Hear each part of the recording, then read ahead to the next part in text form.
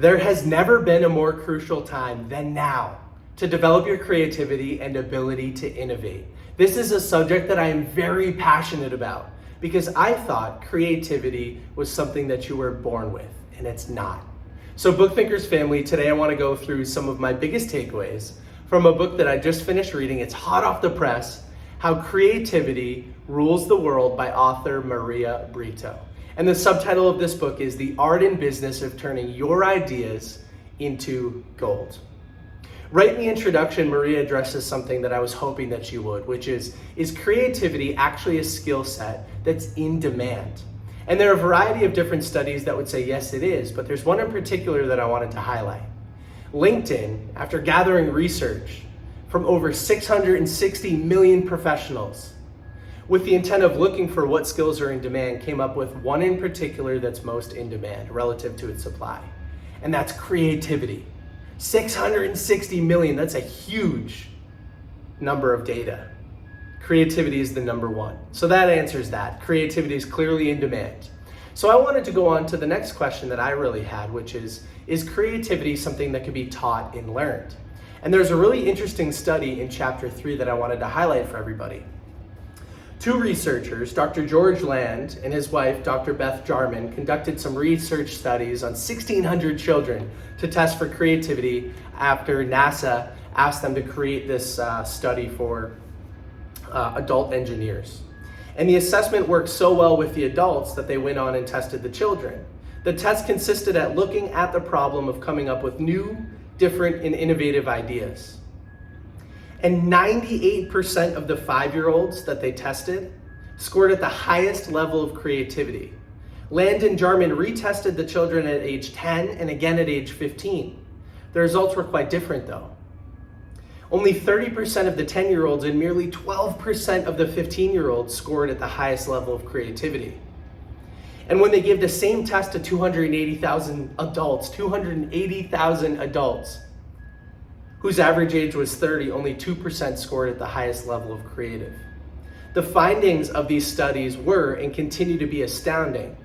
According to Land, the issue stemmed from educational systems around the world that push children towards what to think rather than how to think.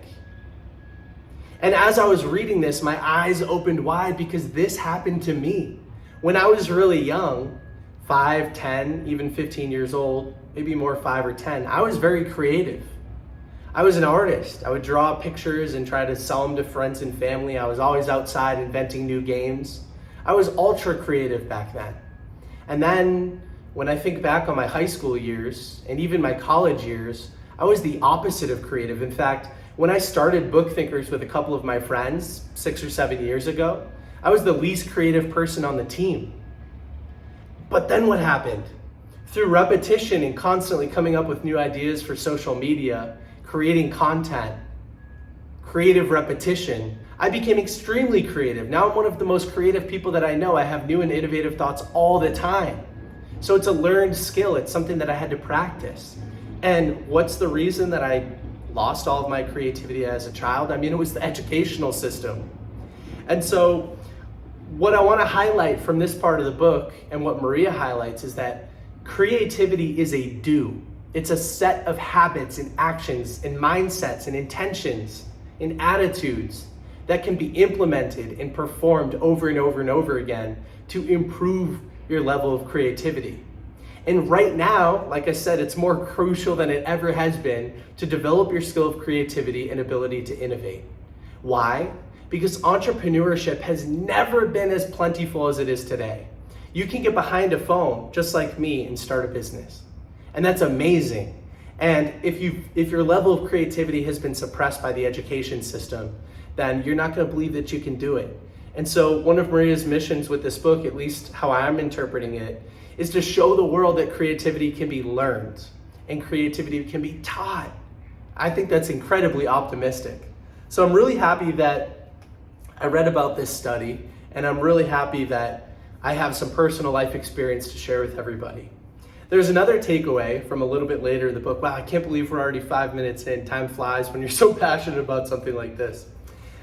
There's a chapter later in the book about silence and solitude, a room of one's own.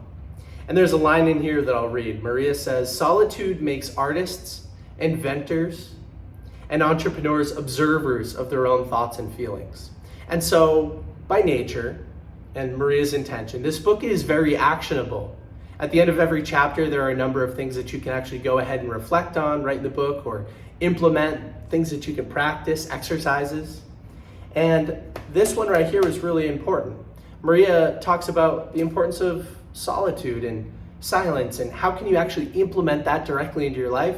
Well, Maria does it through meditation, but it can happen through a variety of different ways. And for me, most of it happens through meditation as well. Maria says that meditation is like a shower for your mind. It washes your mind, it cleanses it. She tries to get a minimum of 10 minutes, but she tries to get as much as she can, sometimes 30, an hour, whatever the case is.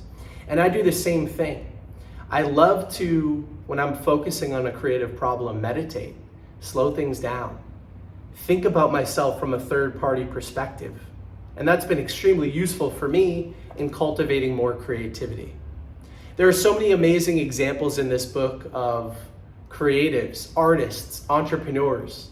And so if you're somebody who's looking to improve your baseline of creative thinking, then I would highly recommend checking out this book. I still have some exercises to go through and some things to implement because there were a lot of them. This book is actionable, and that's what I loved about it. But I'll tell you what, it's optimistic for me to read the studies showing that creativity can be learned and improved and taught. It's a beautiful thing.